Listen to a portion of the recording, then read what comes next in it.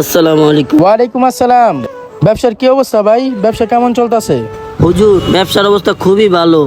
কিস্তি মিস্তি লইয়া জড়াই গেছি। আল্লাহর উপরে ভরসা রাখেন। এই 2 কেজি আলু 1 কেজি পিস মাপতে গেছিলাম, মাপছিলি? হ স্যার, মাপছি। দূর বেটা, কি করছো? ডাবল বলে দিবি না বেটা। স্যার, টাকা দিবেন না? আগেও তো কটা টাকা বাকি ছিল। কি এর টাকা চাইছিস তুই? হ্যানে যে ব্যবসা করোস, হ্যানে যে বইয়া রুচোস, এটা অনেক কিছু। আরেকদিন টাকা চাবি, হ্যানে কিন্তু বইতে পারবি না। তোর জায়গায় আরেক লোক আয় পড়বো, বুঝছস? এই ভাই এদিকে আসেন। কি হয়েছে কন? ভাই, আপনি যে কাজটা করতেছেন এই কাজটা একদমই ঠিক না। আল্লাহর উপরে ভয় নাই? আছে তো। আপনি যে কাজটা করতেছেন এটা এক ধরনের জুলুমের পরিচয় দিচ্ছেন। আর হাদিসেও আছে, আজ-জুলুমু যুলুমাতু ইয়াউমাল কিয়ামাতিস সালাহ। জুলুম কিয়ামতের দিন ভীষণ অন্ধকার হয়ে দেখা দিবে।